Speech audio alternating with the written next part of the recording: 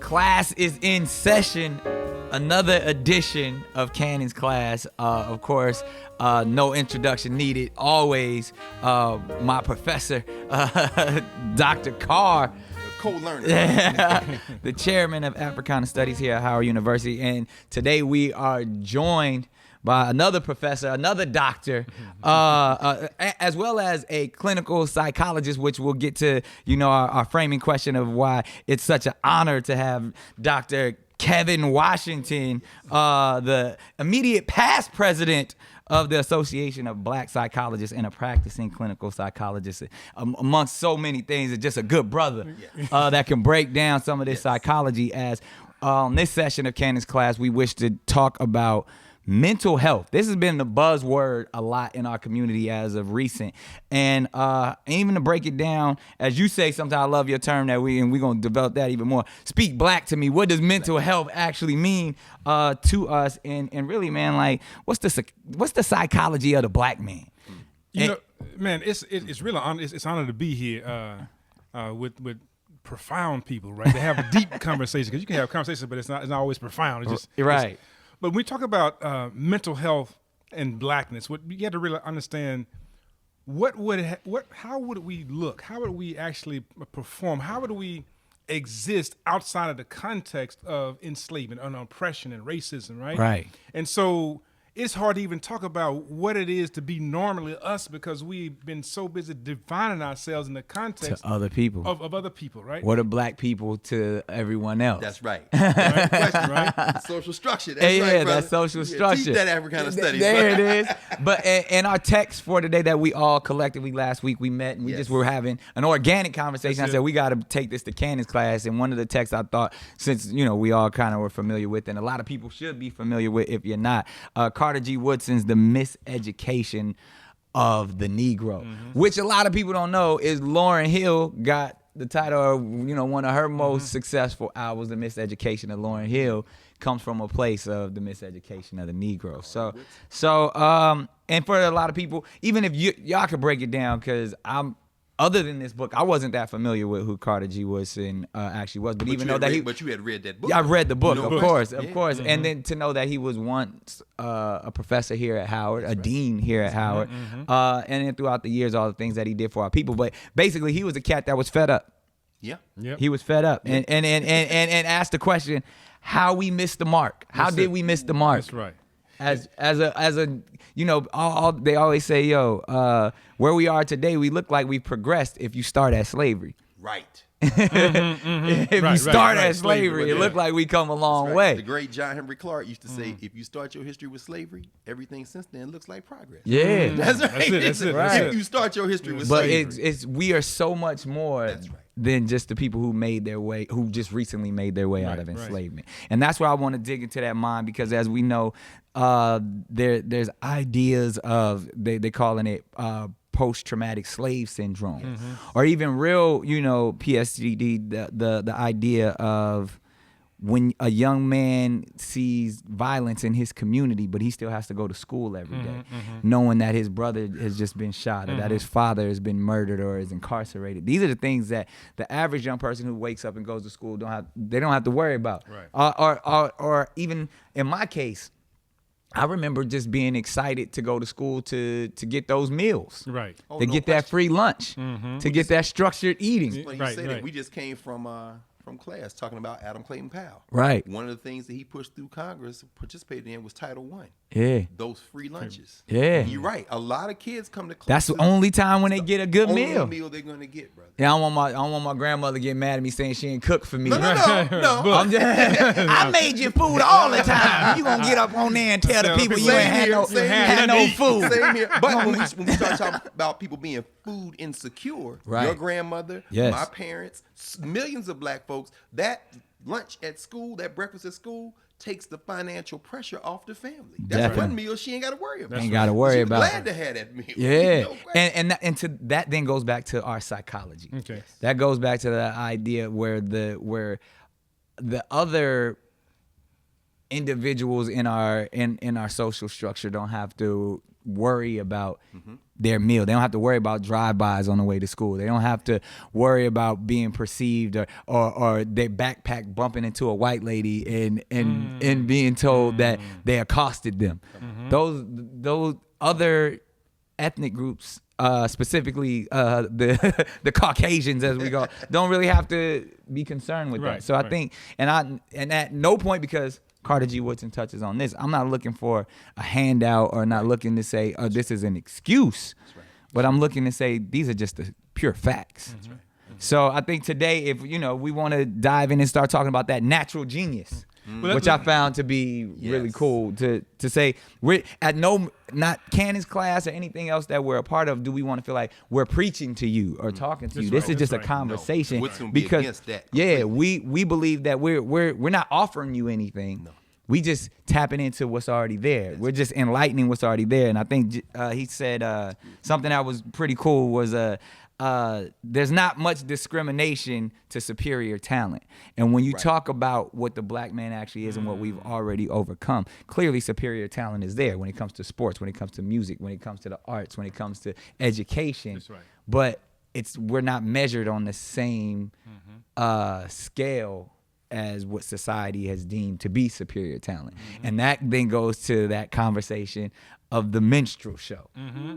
And, oh man, he's in there. I'm just saying we gonna set the table already to where like what in society, in hip hop, in entertainment, what is perceived to be like, oh well, yeah, I accept. Y'all can do that. Y'all can put the diamonds in your mouth, the gold all around your neck, and dance at the EBT awards. And as EBT,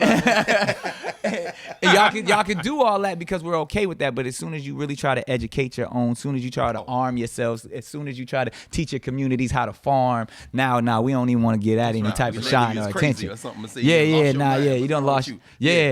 So I would love to dig into that because these are the conversations we need to have with our community when it comes to psychology. Are we crazy? And what is defined as crazy? Wow. What's the difference between the natural genius and crazy? So I want to dial back to something you said, Brother Nick. You said post-traumatic slave syndrome. Yeah. So post means that you are out of it, and post-trauma means that you beyond the trauma. So I challenged that term even when Sister was coming up with it, and Joy.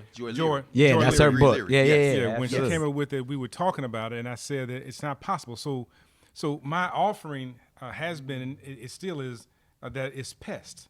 It's persistent enslavement, systemic trauma. That it is an ongoing process predicated on the ideology of enslavement, and it's systemic. It's through everything that we do. So it's still going on, right? And it's trauma. So you can't say post because what you mentioned clearly was that if I have my book bag touch somebody, if I can't get food at school, if I'm harassed by the police, if I'm cheering for my son at a game and the white woman decides she don't like how loud I am, that happened. Right. I'm talking to my son. Where is the post, right? So the post doesn't exist. Yeah, where's the post? So we always use European nomenclature to define African or black reality. See, we can't use their word. Slow that down one time for him, Doc. That European nomenclature to define black reality. Right. Bars. But look, it don't even work for white reality. Right. That's the whole point. Right. And so we use their wording to try to explain our issues. And the reality is, you said crazy,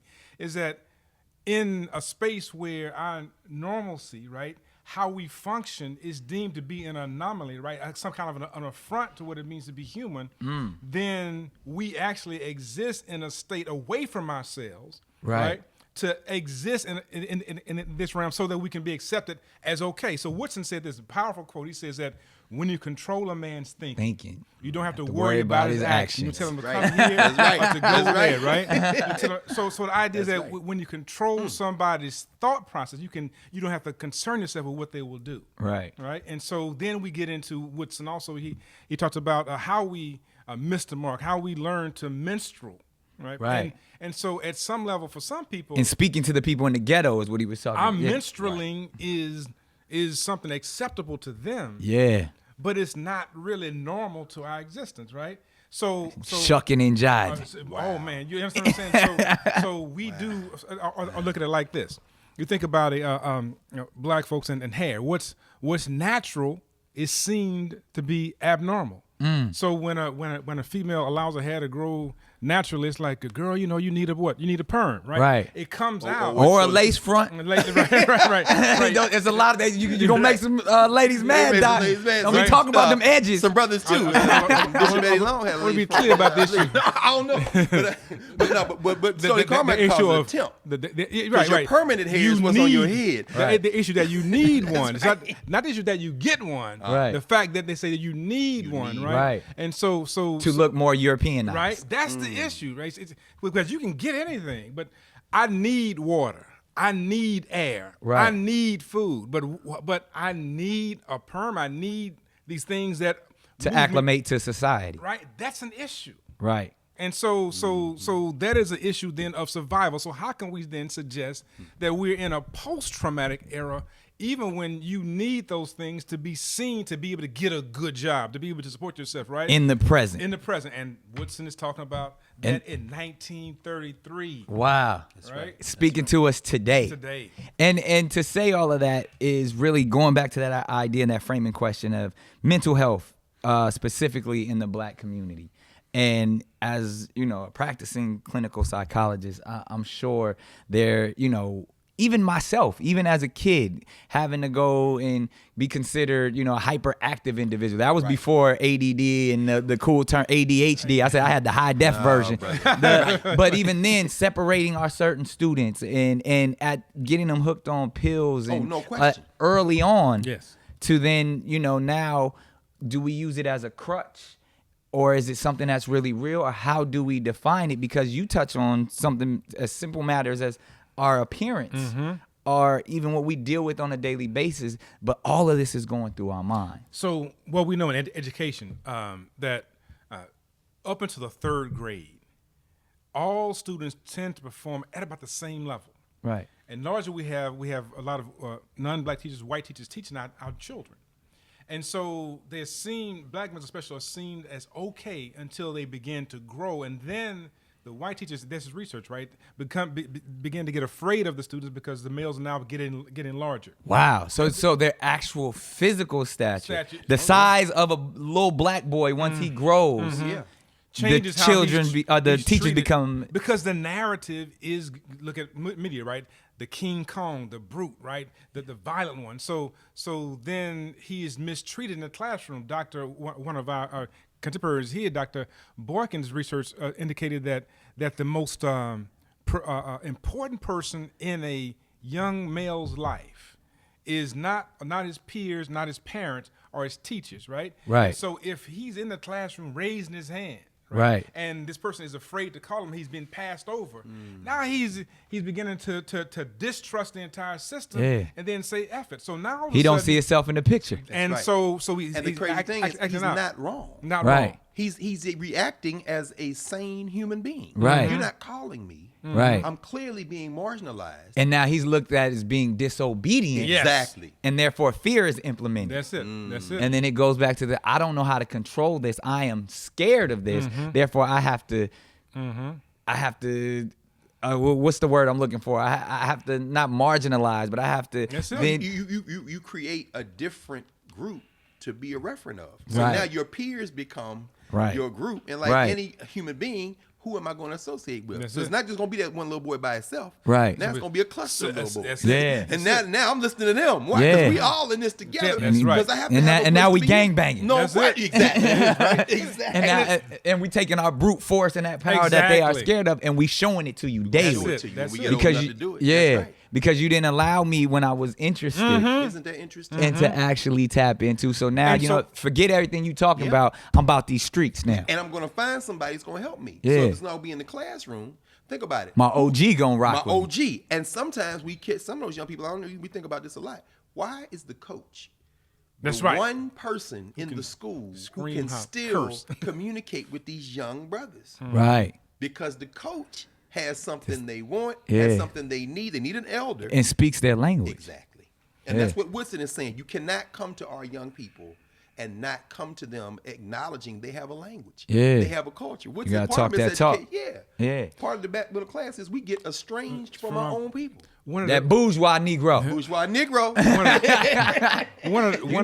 Them bad and bougie ones that y'all out there. Exactly. You know who you are. So one of the best groups I ever ran in my entire life was in the Nebraska State Penitentiary. Nebraska. Birthplace of Malcolm X. Malcolm X, right? Illest nigga in Nebraska. He was born in 1926. Yeah. Malcolm Little. Exactly. In the prison, these brothers were I went in with my bourgeois arrogance, right? So they said, "Come talk to us about black psychologists." So I'm like, "I got this, right?" Because they locked up. Right. And Geniuses. Right. Oh my God! So what happened is within the first 15 minutes, they said, "Well, do you want to go first or we go first?" Well, I know, I'm from the South. I'm from Louisiana, so you always let the host go first. Right. And within the first 15 minutes, everything that I prepared to talk about for an hour and a half was it was gone. They said everything I was going to talk about in 15 minutes. You know what? And I experienced the same thing, not exactly in that, but I had the opportunity to take the Inside Out course, the week course for the not the administrators, we like the facilitators that you got to go before you can do your own class in the Pennsylvania State Prison. And when I got in there with for a whole week with lifers, I was like, these brothers are doctors. Oh, no Yes. question. They have a doctor. They have No master's question. degrees No question. in criminology. That's it. From every side. That's right. From committing the crimes to doing the time for the crimes and then trying to free themselves. Yes. So when you see the level of knowledge, imagine you got 20 hours a day where you doing nothing but reading and building your mind for 20 years.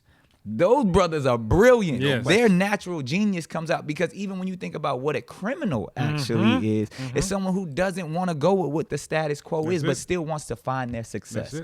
Because if you tell me I got to go get a 9-to-5 to make $20-$40 a day, but I know I can go get $40 in 10 minutes. Right.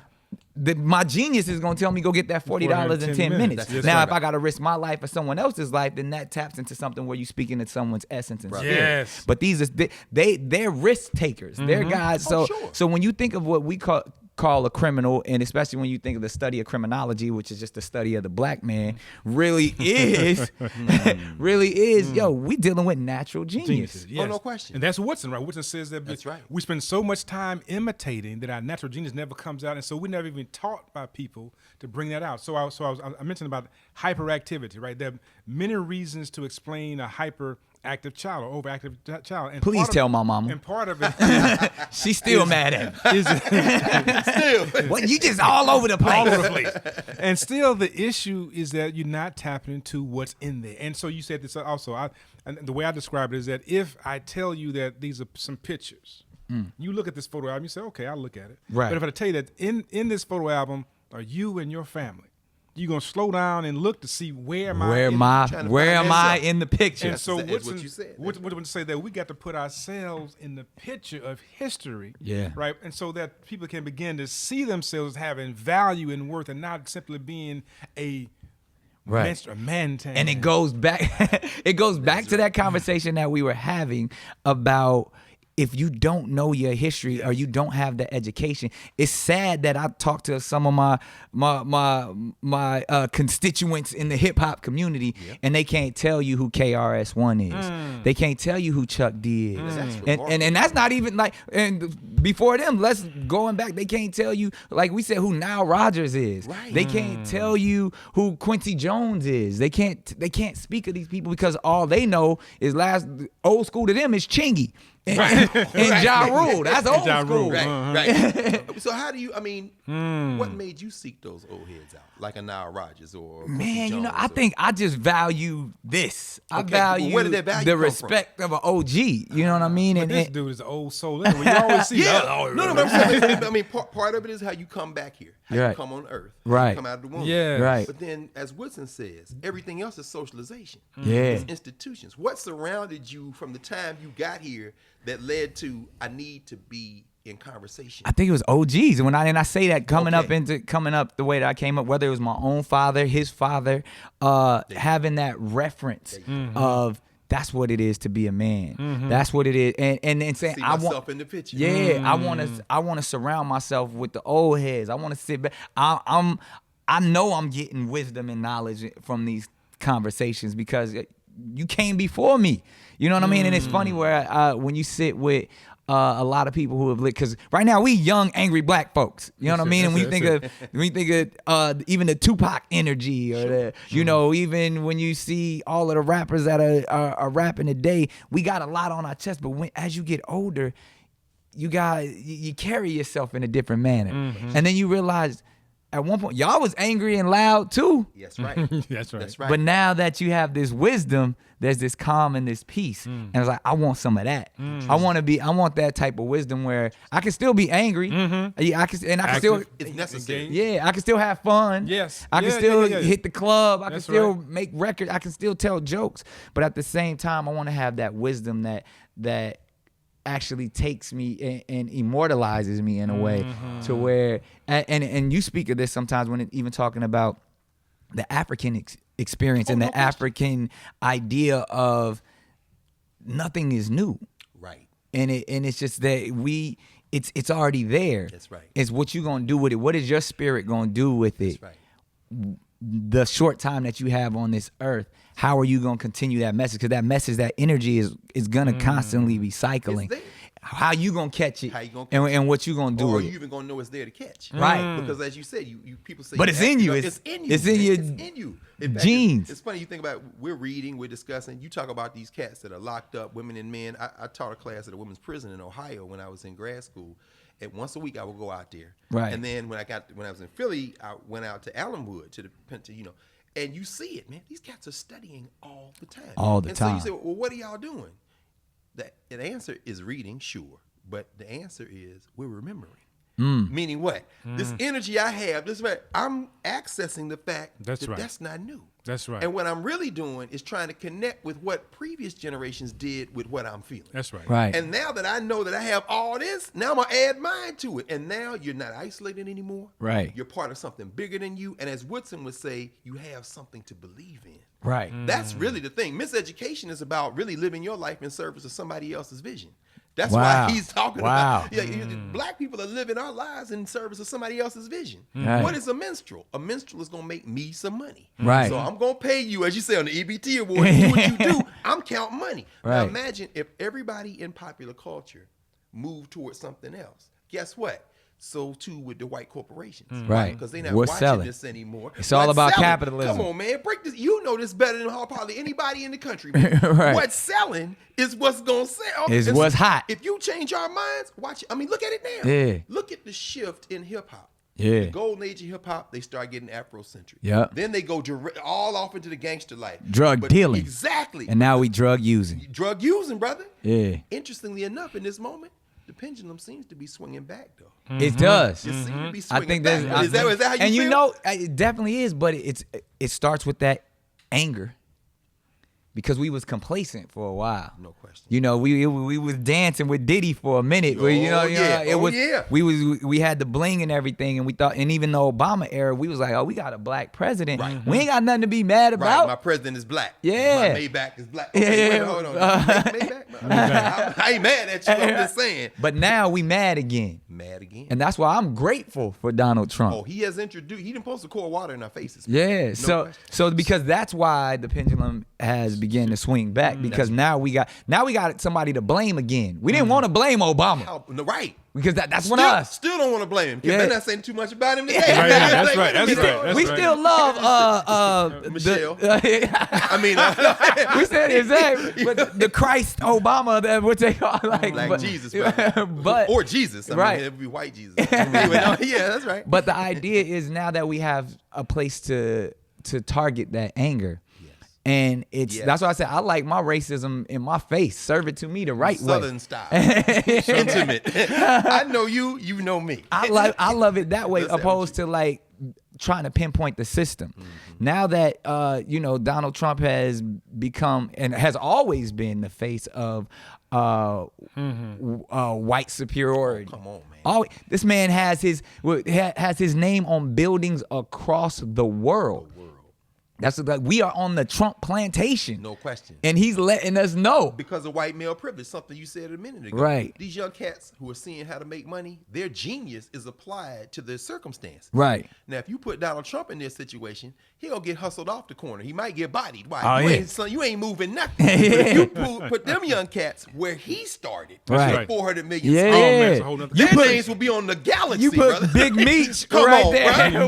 where Donald Trump Come was. on. Yeah. It'd be Big Meech on the side of every building. On the moon. You know what I'm saying? Trump is a failure, man, except Yeah. for the white elite male privilege that preserved him, man. So one of the things you said earlier was about remembering. I want to back up to that, right? Because this idea of birthing, right? When you come out of the womb, and you don't cry immediately, something happens. They will slap you to make you. Oh yeah, Because you have to Yeah. get to a point where you say, something is wrong in my environment. So when you mentioned the idea of angry, the issue is it is okay to be mad, right? The idea of mad, because if you do not cry, you don't take your first breath, right? That is your breath of inspiration. It inspires, right, change.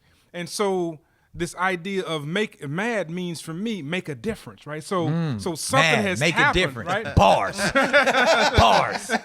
Make a You difference. have to make a difference. Right? Yes, sir. Yes, sir. So when you get mad, it's about then making some things shift. Right. And so what we're saying here also is that when you start pulling back, as you said earlier, to align hip hop with the essence of who we are, it's now seen as something that is an anomaly, right? So I may play Bizzle, and I may play Lecrae and Andy Mineo. I'll play them, Right.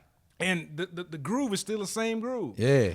But That the- groove You is playing permanent, that? brother. You playing that Kodak Black though?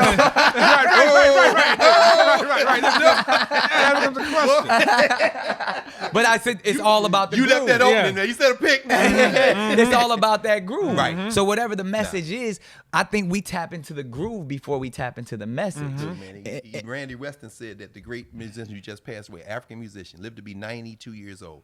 Randy Weston said African rhythms are the rhythms of humanity. That beat is indestructible. Bro. And it's That's what always makes so been powerful. there, No like we question. talked about. But a Nothing new. miseducated Negro laying something over that beat changes the entire world. And it brainwashes you. No right. And it makes question. you think that it's all about Completely. the lean. It makes you think it's all about the diamonds, Come on, calling brother. out women bitches, calling out. And that's like, I on. can say, I'm never, like I said, I'm not up here pontificating by any means. I'm That's a right, part that's of the right. culture That's and been a right. part of the We're all culture. part of the All culture of we're born it. into, Yeah. brother. All of Yeah. it. I mean, people look at hip hop generation, they say, not even want to say that's too broad a term.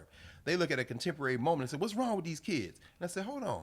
Do y'all remember Marvin Gaye's Stubborn Califello? You remember Marvin Gaye in middle age with his shirt completely unbuttoned saying, when I get that feeling, I need sexual healing. Do you remember Little Richard in the 1950s? Yeah. Golly, come on now. Ray Charles. Ray Charles, They come was, on, They man. was all sexualized Look here, man. gangsters. What I say, there's nothing more what important I than what is he doing? You know it. I mean. Exactly. Every generation, Bessie Smith, go back to the Yes. 1920s. Every generation produces that energy, man. The question becomes, how do you then move through life as Right. you mature? Right. The ancient Egyptians had a term that translates my heart of different ages. When you're 15 years old, you're 15. Right. When you're 45, you're also 15, 25, and 30. That's So right. when the 15-year-old shows up, you got to help her by saying, I was 15, and Yeah. somewhere in here I still am. That's right. That's why you got to have generations. And that talk to each other, connection. That's no it. question. So what does that do to the psyche of a black individual? What is that like when they know everything that's coming at them at such a young age and knowing what they're faced with? Does that drive them crazy in society's vision? Because we already established that part of this crazy is fear. Right. They're scared of it. Right. You Which said is that a is natural reaction. And then from that point, then to what you touch on is being misunderstood. No question. So therefore, so what you yeah. touch on from being misunderstood from our own, Yes. from the older generations that are now pointing the fingers at us, to then being misunderstood by society as a whole, and now I'm misunderstood, therefore I'm crazy. So barring Brother Carr's statement over here about inside the 40-year-old is 15. The real challenge becomes when the 40-year-old functions as 15. Right. Right? So what you said That's earlier, right. That's right. You said earlier that when I was immersed, I was around men. Right. Right? Interesting. But when you are immersed in folks who anatomically, right, they're grown folks, but they're still psychologically children, all you engage in is child, right? And so activities. So then as men, for example, this is children leading children. Exactly. Right. So all different ages. So they look grown, but they still talking the same talk. At a certain point, your talk has to shift. My music can't be the same thing. Here I am, you know. You be that old dude at the club. Is that right. Having the same. You're not evolving. You're definitely not evolving. Right. We all know that nigga in the club. We all know that nigga. Sitting at the bar. Yeah. He was there. That's nasty. But that's where our minds are. Right. Our minds and so don't we evolve. get locked there. We get locked into that. And so that is crazy. But look and listen to our languaging, right? So our languaging is my boy, my girl. That's Francis Cress Wilson. Baby, it's classic, right? Yeah, right, ISIS paper. Yes, sir. Think about the crib. Right. I'm going to the crib. Babies reside in cribs, right? Yeah. So we get locked into this infantile posture, and therefore controlled by other people. So they don't have to come in to control it. We're doing it. So that's a part of our psychological wellness is recognizing the language we use, right? To grow up to know that if I am an adult, what does that mean? Men don't go around simply playing, right? Player and balling. Men engage in the process of creating a space by which people can grow. As a matter of fact, the movie was coming out called White Boys Can't Jump. And they said, that's cool. We might not be able to jump, but we're not be called boys. Ooh. So it came out and it was men. It was white men. Which actually strays So they from switched it up and made sure you can say we can't. You can talk about it, make all fun of us, but you will call me a man. You will call me a man in public because we know when we talk to each other, it's white boys. Right? Yeah. We don't never say white men. Yeah.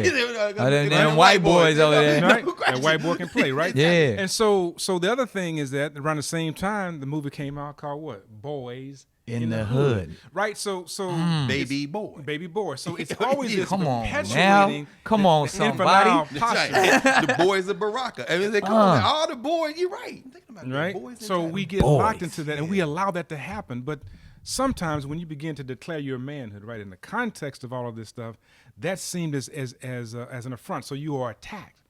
But the issue is that other men, other women, other adults say, you know what, I see you. Mm-hmm. And that's also African, right? no question. That somebody in the cut says, Nick, I see you.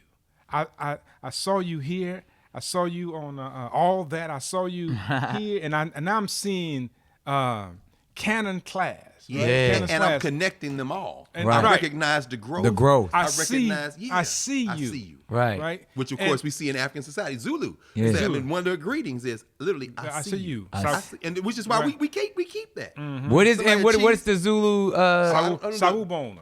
I see you. So when I went there, man, it's like they said, we gonna put that at the bottom of the screen. Sawubona, right? We gonna try to figure out how to spell it. That's all right. No, but we kept the energy though, because you see that now. I see you. Yeah. I see you. Hey, I see what you're doing out there, my G. I see you. I see you. I see you. Even Sawubona says, not only I see you, but it asks the question, do you have a presence? Right, which is heavy because Bukona means presence. So the question I'm asking you is that I see you, but do I really see who I think I see? Now that's very interesting because right? was telling me he's a professor here at Howard. He's Zulu. He teaches in African studies. And we were talking. He said one of our greetings translates literally when we see people who are our family, our close relations. When we say hello to each other, what we're saying is, "I see another human being."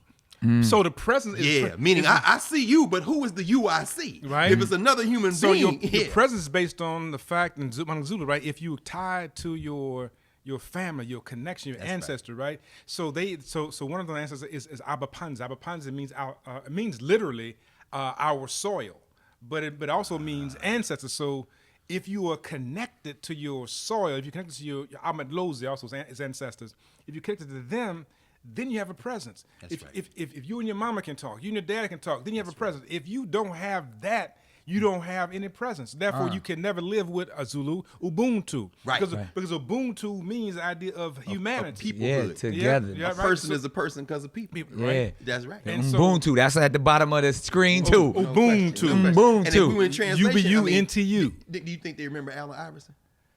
Yeah, AI, that's my guy. AI. That's my personal Look, friend. oh, okay. And it's funny to see him. I think AI. this generation actually does. The answer, brother. They still he's probably the last I think he may be that they do remember. last OG. Yeah, The reason I raised him is because I lived in Philly for 17 years. I was there during the years when Iverson left this area, left Georgetown, came up there, and really changed the structure in Philly for so many, and of course changed the face of the NBA in some ways. Yeah, Hip-hop. yeah.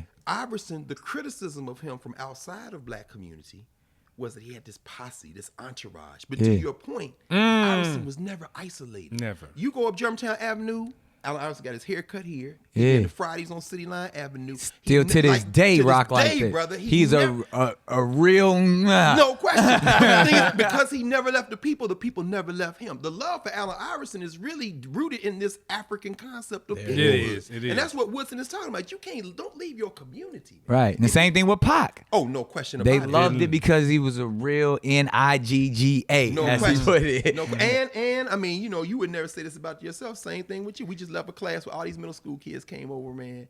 They showing what they learning in class about slavery and stuff. And they said, "Oh, Nick Cannon, the reason they know you never left the community." Never left the Absolutely. And they said, "What you doing here? I'm in school. I'm with good. you." I'm with You know what I'm you. saying? And it goes back to what you were saying about presence Mm-hmm. and understanding knowing your presence. You know what I mean? And being present in that moment, in that time and space. Right. And defined in that way. So, I mean, to me, that's when I think about it, people say, why do you do what you do? Why do you talk? How do you make? Because I just want to be present and live in the present more than anything. So, and I think that's kind of the ideas that you were speaking of, whether it's just the different cultures of just understanding how to bring it all to how we relate. When I say I see you, you know what I mean? It's like I'm present, you present, I respect you, you respect me.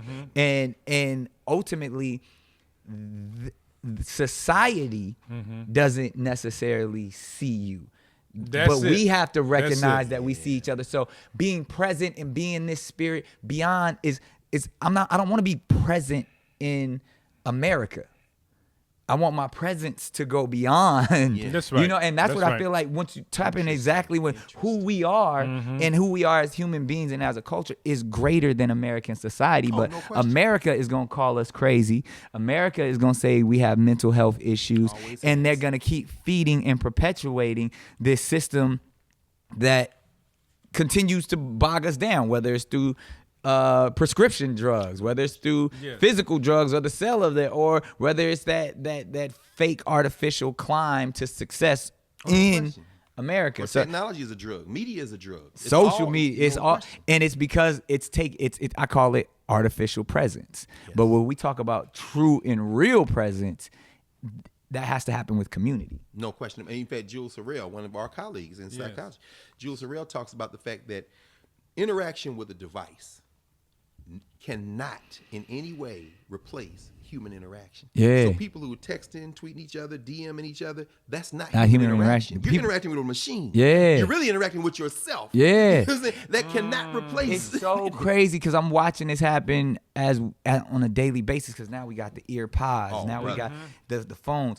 People are literally walking around like zombies. It's zombies, bro. It's a blank Oh, no look on question. their face because whatever they could be listening to, but they're not interacting with each other. No. They're on the planes. They're on the trains. They're walking past each other. But then don't looking speak down. to him. Oh, you interrupting them. Right. You speak, it's like, oh my God, what? Like just Right, that's a human moment, and it's like it's an interruption of something like you were speaking like. I don't know you. You just took me out of. Wow. I'm just simply speaking a human. And I wasn't present. You can't touch some. What? It was all so anyway, yes. We're zombie. I even watched one of the on EBT award, right? One of the I love that we they call rebranded it. No, you EBT did. award. They gonna get mad at me for that. You know what? EBT awards. Change the awards. We changed the letters up. Man. So they were actually zombie. They looked like zombies. Whatever the song was, but I was like, what is that? It's a zombie trance. That's what hip hop. Yeah. That beat hate is it's a mundane drug-like experience. Now, that's interesting you said it, because in the context of trance serves a very important role in deeply grounded cultures. You know, I'm thinking about Vodun, Santeria, Here we go. Let's get to it. No. But you go into trance to achieve a heightened awareness of your surroundings, not the opposite. The opposite. Right. So sometimes when we talking about trancing, it might be we're talking about disengaging from that higher consciousness. Right. So when somebody, in fact, it's interesting in talking about Ifa and you know, there's not a lot. We were just having this conversation a couple of weeks ago. There's a brother on campus who teaches philosophy who is also a Babalawo. He's a Yoruba priest. And he was saying, some of the students were asking him, for Nigerians who are coming up now, who are taught to hate or to be scared of African religions. Again, a form of miseducation. Voodoo. No, voodoo, no question. Stay away from it. Better not talk about voodoo in my house. Don't talk about it, no mine either. You know what I'm saying? If it ain't about Jesus, we ain't talking about it. Exactly, but of course you go into trance with Jesus too. But catching the Holy Ghost. The Holy Ghost, brother. So they were asking him, how do you deal with that? And you know what he said? He said, you know, you have to ask yourself, what is the purpose of religion? And, you know, the Nigerians have a word that, you know, is an offensive term. They use it for African Americans, akata. You know, and I've heard several different translations of it. But one is like wild, meaning what? You're looking at people who are not connected to culture. So the look is vacant. Right. It's almost like a scared animal. Like, right. There's nothing, they're not standing in a place. The thing I find ironic about that is the people saying that reject often their own culture too. Meaning what?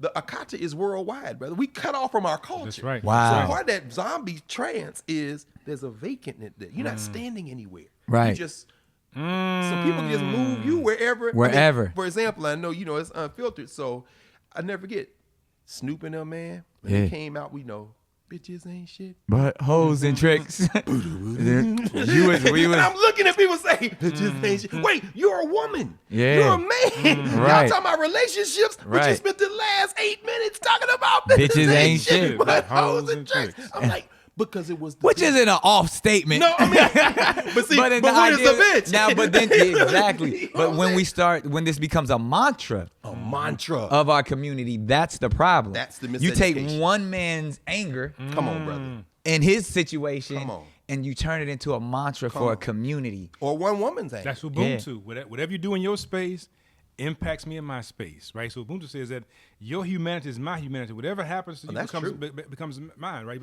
So the idea about a trance, who is leading you? That's the issue. That's the question. right? Because the trance will occur, but who's leading you and where you being led Where you to? being led. Right? In the church with the right minister in the congregation, you're safe. Right. In the Vodun circle, you're safe. Right. But at the EBT awards, You where not- are you being led? Who is the leader? Who is the leader? Woodson said this right here. Well, I want to say it right. History does not furnish a case of the elevation of a people by ignoring the thought for them to aspire to something else unless they are honoring the one that's being served. He says this is slightly dangerous ground here. However, for the Negro's mind has been all but perfectly enslaved in that he has been trained to think what is desired of him.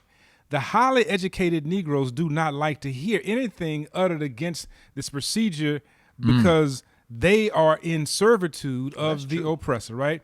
So he says that we've been so trained in how we think. So even when we get into a trance, we are in a transcendental state towards the one that has created the entire vibratory frequency, whether it is the DJ. So they determine what we will hear, how we will think, how we function. So they then lead us into our zombie state. Yeah. Religion, this is how we do, right? Talk about it. Religion, this is good about means to go back. Ligia or ligera means to bind and to connect. Even when you said remember. You can't, folks. You've had this about Doc. I had a test, but I couldn't remember what was on the test. Did you study? No, I didn't study. Well, you didn't remember it to remember it, right? You got to remember it first before you can remember. Bodil Johnson wrote a book called Thinking in Time. He's a physicist. He said you got to spend setup time. You got to acquire knowledge in order to retrieve it. So when they say I don't remember it, no, you never put it in there in the first place. You didn't spend the setup time acquiring the knowledge. This is slow work. And it goes back to what you saying, memories of who we are. Memories of who we are. And it isn't just access to that information. we've been robbed of. That's right. The miseducation of it. The miseducation. Because Woodson is saying there's difference between information and education. Yes. So that information is stuff that's out there. Right. Education is the discipline to acquire that. Right. So that trance that we come in is really about accessing whatever we put in. Right. So if you haven't And studied, if there's no substance, there's nothing there. then we running around hugging Donald Trump. That's exactly right. Or on these college campuses. I mean, here's another trance. Saying this cap makes me Superman. Well, look, man. Because we need substance. I want to hug this guy, right? Yeah. because you've been miseducated. That's right. But then that then goes to back of the black man not having a leader or a father figure in the home. So therefore, for all of these years, even when in the slave concept, and I hate just always going back to the slave concept, but when you think about they remove the buck, and therefore master becomes dad. And even beyond that, even beyond the black man, if you go to think of our last names and how we're defined. I'm Jack's son. Come on, brother. I'm John's son. I'm Tom's son. I'm David's son. That's right. And now from now on, right. I got son. yeah. So but when we all of these people's sons, but when we don't know David, we don't know John, we don't know Jack to define who we are, then you just saying you're someone's son that you never met. That's right. So that idea is you're once again lost and don't have a leader. So what do you base it off Again, of? And then you're a boy at the same time because you are someone's son because you're not a father. That's right. Enslavement was deep because not only did it do that right, it separated, it split families, but then you got to look at who provided the basic needs for the family, right? So it was the plantation owner doing a lot of the provisioning or making it believe, right? In reality, we know who worked the land, we know who did the work, but the point was that it created this parent figure of the European. Therefore, even today, we talk about it's the white man's world. It is not. No, it is not the white. It is not at all. Do you not know that? No question. That let's go to hip hop, right? So the highest grossing export this country has. It has nothing to do with a product. Right. It has to do with what material comes product. out of the essence art of black people, right? That's So hip hop is the highest grossing product export in this country, right? It Woo. goes all over. Say that again. Hip hop is the highest grossing export coming out of this space. And so what we do is that we allow the oppressor to utilize that particular genius for their benefit, and so we are not profiting from it on multiple levels, right? So one day when Marcella said that jazz is American art form. Jazz is not an American art form. Jazz is African genius in the context of America. You have to be able to bigger than America. Right? Our presence is bigger than America. Right. And even That's the word jazz means in Wolof means hurry up, right? And so one of the main rhythms thing, tick, ting, tick, ting, like hurry up. Come on now. But if I But if I go to Senegal, it's the fatufa. Oh, no question. Same exact rhythm, question. right? So how can you say that it's here? But when you don't know who the real parent is, then you allow the surrogate to lead you where the surrogate wants you to go, right? No question about And so the surrogate becomes what Khalid Muhammad said, the goddamn white man. But how do you then? I mean, what's the vision? Like Woodson said, he talks about the vision. Right? You got to it's reparenting. But He's saying reparenting. But then to what end? Because I mean, like with Wynton, and I really enjoy Wynton Marsalis's music. I think of it more like a librarian, though. Right. In other words, he can show you everybody's style. He can show you where all the stuff is. Right. But it's difficult for me to identify a Wynton Marsalis piece. Right. Because I'm listening to him absorb everything. He serves an important function. Right. But I guess my question would then be, how do you overflow the boundaries of this miseducation? And then where are we going with that? Because we can't avoid this. Yeah. Anytime we're talking about moving and changing everything, there's going to be a fight. Absolutely. There will be blood. We can't just easily. A revolution. Yeah, exactly. I mean, because they can't, the minute we move, everything else is going to It got to be a revolution of the mindset. Yeah. It's reconditioning the You mind. watch Youngo says what? Move in the center. We move the center. So that's not an anti-Wynton Marsalis conversation. It's not. The issue is how we center ourselves in Western thought and assume even our genius is a function of master. Right?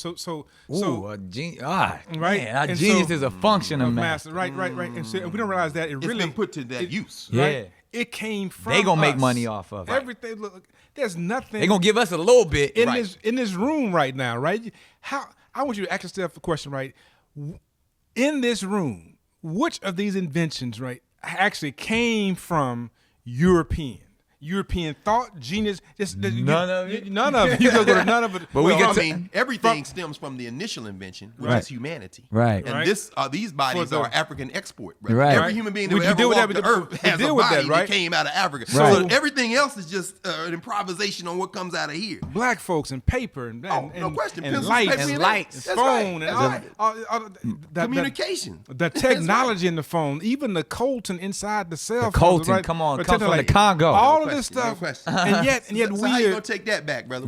Africa is the most mineral-rich land in the world. No question. It's proven. Like, we know where the essence comes from, but this generation has yet to embrace it because, again, we are measuring ourselves based off of America, based off of these European thoughts. We got to show the kids. Woodson. We got to show everybody it ain't about America, and that goes back to the voting. That goes back to me. I think America is an ATM. And that's how the rest of the world sees Brother, America. Say that again. America is an ATM. ATM. People come from all over the Isn't world, that come something? get their money, Yes. and then go And back. everybody knows it, but us. Yeah. That's we right. sitting here trying to make sense out of this Isn't that ATM machine. No, let's go to the real bank. That's right. Right. Let's go to yes. Because that's where everybody else is. Yeah. While we trying to do this, they over there. They come over here. They come get whatever we got to offer, whether it's education, money, jobs, and then they go take it back to their land and build their land. America's an ATM. we're working against time, we've been told that Yes. this is our land. And then and you said something before, and people online in the comments, they really tapped into when you said in a previous Cannon's class that the American culture is really just different groups battling to avoid last place, brother. If you're stuck here, and what you just raised was the other part of it. But even you think about that idea of the ATM, they all fighting for that American dollar, which really isn't worth anything. It's worth anything. It's paper, man. And they've brainwashed us to think that it's about the American dream. It's about the race of being at the top of the social ladder in America, when really we're all in our financial system is set up to treat everyone like property. Right. From That's our true. birth certificates to That's everything. right. This is the only Social society Security number. that has you based up. You are a number. That's right. And everywhere right. everywhere else, they don't even understand that concept. Nope. They look at you as a human being. Right. They're And not even looking now- to make money off But of they're you. caught up in it now. Because America's influence. That's right. I mean, Woodson is writing in the mid-30s. You have the Great Depression has just passed. He's critiquing the Lily White movement. He's trying to imagine.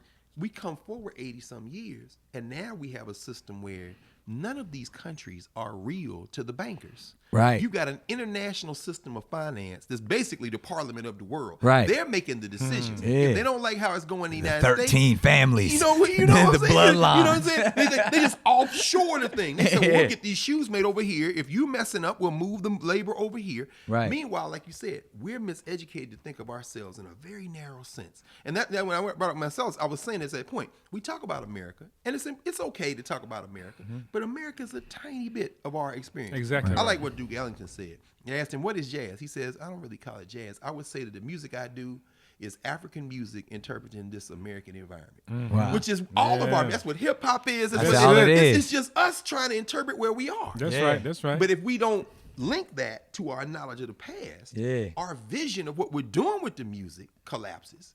But if you ask yourself, yes, the young people may not know. Even now, they talk about, Kendrick. And I ask kids, well, what about Lupe? They be like, Who? Oh, yeah. Who? Lupe, well, that just happened. That was Kendrick. Lupe 10 is years old ago. school. I told Lupe in there old with school, Chingy and Ja Rule. You know what I'm saying? But if you mention Bob Marley, or now increasingly Fela Kuti, oh yeah, Nigerians, they talking about now, they got this thing now where they're remixing this question of Afrobeat. And they're calling it Afro beats because the hip hop generations want to, but what about Fela? Oh yeah, Fela. Meaning what? If you reach beyond your narrow vision, tap into the history of our people, your culture will transcend. Yeah. That's how people last. And that's what we got to do. That's what we gotta And that do. to me, here at Cannon's class, I never want to get out there and just say, oh, we have the answers. No. We have the right questions. Right. Yes. And you're studying. Yes. That's what it's about. Asking the right questions. To get going to look for get the answers. better answers, Right. to ask better questions. Yeah, Right. And people out there And that's saying, science. That's mathematics. That's it. That's it. People out there saying, well, can I do it? I mean, I'm not in college. Look, Carter Woodson worked in a coal mine until he was 18 years old before he could go to high school. Wow. He went Not to high college. school. He went to high school at 18. The reason he could read and write because his mother and father, who could not read and write, came out of slavery. Her brothers fought in the Civil War and learned how to read, came back, taught everybody else. Wow. Woodson's job, working in that coal mine on the days he wasn't working, was to go to this one man's house, Oliver Jones. Look, the guy worked in the coal mine with him. His job was to read the newspapers to all the black men who worked in the coal mine who could not read. Wow. In the Miseducation of Negro, he says, you know what you use your education for? Service. Truth and service. So if y'all watching this and saying, what can I write? Truth and service. I'm not in college. No, but you can serve. You can serve. Dr. King said you can serve. Everybody can be great. Bob Dylan said you got to serve somebody. It could be the devil. It could be the Lord. It could be the white system. It could be, but you're going to serve somebody. Service. Woodson's thing, in fact, one last thing on that. Just that one example. He told those men, if I ever get to where I can tell y'all stories, I'm going to tell it. Years later, after he became the second black person to get a PhD at Harvard, the only one ever to come out of enslaved parents, years after he started Negro History Bulletin, Journal of Negro History, Black History Week, he wrote all these books. All these books. These just some of the books. We went around y'all in Cannon's class, but these are Woodson's books, right? Years after that, 1937, he had started a little journal for school teachers called the Negro History Bulletin. He wrote an article in there, a beautiful article called My Recollection of Veterans of the Civil War. Because those men that worked in that coal mine with him had fought in the Civil War. And years later, they are our ancestors. Carter Woodson kept his promise to tell those men's stories. Wow. Because as a young boy, his job was to read them the newspapers. Wow. Like, that's what you do, man. Yes. You keep it alive. You know And what I'm that's saying? what it is. I mean, I'll never forget, in that article, he starts the article talking about his mother. His mother was enslavement, and they tried to sell the family.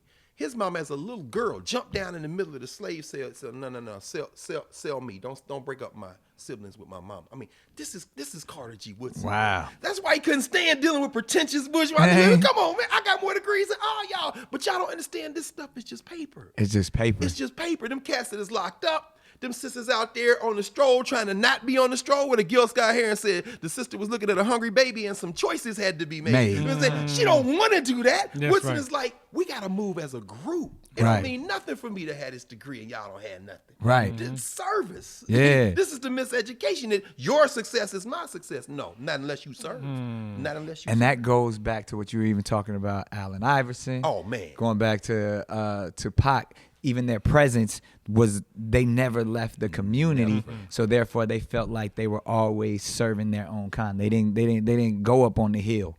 They didn't look down. Nope. And when we look at our prominent black people today, when you think about the element of American success from financial gain, we're richer than we've ever been before. That's right. We're more educated than we've ever been before. But what are we doing to lift up and enrich our own communities? That's right. That's a tough one, man. What's interesting is this whole debate going on now about black buying power. The black dollar. The black dollar, man. They're talking about we can organize and we should support black businesses. We got to support black. My buddy Jared Ball, Dr. Ball, who is at Morgan State, talks about this myth of black buying power. Another brother who teaches at Duke University, Sandy Darity, says, we can't pool our money together and using that, buy our way out of oppression. Right. This is never buy your way out. You can't buy your way out. We can't create enough millionaires in a capitalist society. It's just, Nick, as much money as you do or don't have, you can't write a check for everything you worth and free us. Right. It's not possible in a capitalist society. Right. I mean, LeBron James, that's great, brother. You're an employee. Yeah. You could be making $100 million a year, but guess what? Any cat that can write you a check for $100 million a year is making more money than you can count. You know what I'm saying? And it's unfortunate because we do have so many young, prominent, Come on, brother, black individuals, but that oppression, capitalism, we will never overcome it. No, we can operate within it. Right. But so does that go back? Does that go back to wanting our own? Does that go back to New Africa? Does that go back to Garveyism? Does that go that idea of at one point in the South we wanted we gonna take all of these southern states. That's right. Georgia, Alabama. Republic of New Africa, we brother. want that to be the Republic That's of right. New Africa. And look, in that was the moment, right mentality. In the moment, Cannon's class is New Africa. Right. I mean, look, the In Vogue remix of George Clinton remix. Right. Free your mind and Right. your ass Will will follow. follow. Woodson is saying, look, you'll never have enough money because as long as there's money, there's somebody making got money. more They're of it. printing money. Yeah. There's the Federal Reserve. But what you can change is the way you view the world. Yeah. And if you change the way you view the world, the money becomes irrelevant. I be trying to tell people Brother, this. brother. But you That's you it living right it. there. That's You the living it. model, brother. Exactly. You living it. I mean, Right. think, who have been the most? I mean, look, arguably the most influential human being in the last 2,000 years was born broke, died broke, had a skill but didn't practice it. The dude was a carpenter. And didn't practice as a carpenter. What did he do? I'm out here studying, talking to people. Then the bourgeois people, the Pharisees, he come on, Ain't make Come on, one man. You grew up bitch, in the ain't church. make one. Ain't make one nothing, nothing. man. He's supposed to be a It's carpenter. the table carpenter, made by Yeshua. Daddy sent you to be a carpenter, man. You ain't never. What did he do? I'm talking about serving life, people. man. Yeah. I'm talking about reality. I'm a living example. I'm a living example, and I served. Right. So these So- 12 cats rolling with me, they know. Yeah. Before- They gonna tell my They story. can tell my story, and it took them 300 or 400 years after he was gone. To be Yeah. tell us Now, something. arguably the most human being that ever existed in the last 2,000 years Right. was not the richest. What, he didn't have no money. Yeah. Took the whole Roman Empire. In fact, so bad that the people who oppressed him had to turn around and make his way the name of their religion. That's Right. it. Come on, man. Woo. That's Christianity, if y'all know what we talking no about. question. Now, of course, he comes out of Judaism. Out of Christianity comes Islam, and it all goes back to the ideas that came out of Africa. That's Yeah. right. So it's all African export. Abrahamic, all of that. Abrahamic, brother. Abraham. Yeah.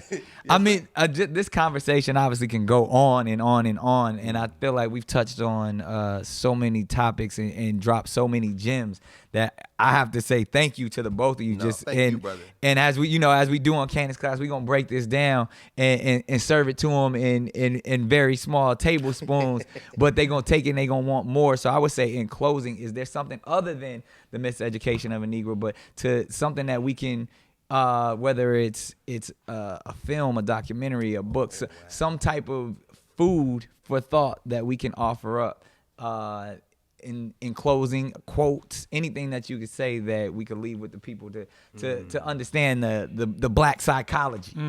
So one of the things I was thinking about when you said about declaring New Africa, right, is that the first place that you have to declare is the sovereignty of your mind, right? That declare yourself to be a sovereign nation and begin to, as you're doing here, right, to begin to plug back into the essence of who you are and to unplug from the things that are speaking to your lack of humanity. So anytime that one utilizes the terminology to describe a friend or brother, nigga, bitch, those are non-human entities, Right. And so the sovereignty becomes he, and then if you sovereign and I'm sovereign, now we can talk about how to be two sovereign men together, Two sovereign nations. right? The nations join in to then take over an entire space to then do the reclamation of all the things that have been taken away from us, right? Right. And so the first thing is get your mind right? Be in alignment with who you are. And so the Yoruba say that when your head is out of alignment with your destiny, right? Your Ori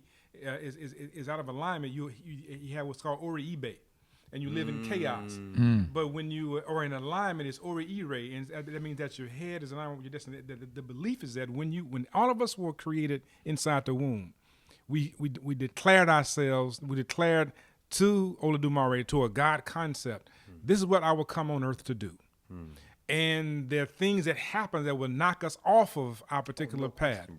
And so it's up to those around us to remind us Right. of what our agreement was, and we have to be able to listen. And the first thing is to get in alignment, is to say, look, I'm a sovereign nation in and of myself. I am not a figment of somebody else's imagination, or I'm a horror. We become like Frankenstein, that they have given us body parts and we move like a monster. The issue is that I'm whole in and of myself. I came that way. So I don't have to bow down to any man or woman. And that is the first statement that one makes, to be sovereign. And then you begin to plug back into the elders, right? Right. What have they told me? What do I know? How do I remember my divine essence, right? And so we said all the time about what's up, God. And even in Kemet, they say every day they would say Anuk Asar, which means I am divine. What it says in effect is that I came from divine substance. The reality is that we came from a seed of a seed of a seed of a seed of a seed of a seed of a seed of the seed, right? And so whatever created us can never be broken or divided. No. It's all divine substance. And so that is a sovereign nation. I am divine. I think you just spoke my whole journey. People even ask me, going back to the idea of why do I wear a turban? And when you look at the history and the definition, it represents sovereignty. And that's all it is, and to be self-governed. Break that down. Because when you believe, for the idea of, even for generations, when you saw a man with the turban, he was a safe haven. He was someone that you could go to that had he didn't have any connection to any other thing but to serve and to understand that coming from the peace and godliness from within. He wasn't associated with a religion or a specific style of teaching except for the one that came from within him. So then when people say, man, why you got that thing on your head? What's it? Like, I'm understanding and practicing my own sovereignty. And when you can get the definition of what being a sovereign nation of your own governance, yes, sir, that's brother. what it is. And then you can build on top of your own, knowing that then you will no longer be miseducated, but you will be educated in who you really are from the core and from the essence. That's right. Yeah. You know, it's funny you say that at the very end. That was, man. Now, look, people are rewinding this right now. That's why you wear a turban. That's what it is. Write this down. You get your Cannon class notebook, though, because I'm not playing. And we filling it up. It's filling up, brother. Yeah. The last section of the Miseducation of the Negro, just before the index, there's an appendix. And Woodson, and you said you want to do one of these at some point. It's talking about, what do we call each other? Do we say Negro, Black, Afro-American? He goes through that whole thing. He goes through all that. The whole thing. Then he Before says, we was even calling each other niggas. Right, long he ain't got nigga in there. I'm sure down there on 9th Street at the house when he dropped books. I'm sure the N-word came out his mouth. Niggas left the place. But he says something that's very interesting. He says, a name is less important than what that name describes. So when you say a turban, the reason why you wear that turban is the thing itself, bro. That's it. Right. That's I mean, so when Woodson, think about the Yoruba, you talked about it, Doc. One of the things the Yoruba would say is, you're on earth to work on your character. That's it. So whatever you calling character, Iwapele. good character, Iwarere. I mean, good gentle character. Itutu, coolness. You know what I'm saying? So under that turban, you get to wear a turban. You get to wear a crown. I mean, what was my man Benjamin Mays, president of Morehouse, said? We have a crown at Morehouse that we put over your head, but it's not on your head. Why? You got to grow to reach it. You know what I'm saying? That's what Buck Benny would say at Morehouse. But that turban, brother, to wear that head covering. Right. Head covering means something in all societies, man. If your head is covered, that symbolizes an elevated consciousness in some ways, right? Yeah. But to wear that is a symbol of the character of the person who's wearing it. So what you just broke down, brother, that was really about character. That's it. Right. And that's what Woodson is talking about. Absolutely. The name is unimportant. What is the thing you're trying to put a name on? There it is. Cannon's class, that's the name. But what is the thing you're trying to put the name on? And that's what we've been doing, brother. That's what we're grateful for this, man. And I'm grateful for y'all. This has been brilliant. Another outstanding conversation. Yes, sir. Thank you. With the intellectual academics. With your regular brothers, with Carter Woodson, chopping it up, brothers and sisters. No question. Exactly. Hey, those are just letters around our name. No doubt. This is Good Brothers fellowshipping, and hopefully you guys got something out of this. Again, Cannon's class is here to serve. Here to serve. And serving well. Sovereign nations being built. There it is. No question. This is Good Talks, man. It's Cannon's class. We out.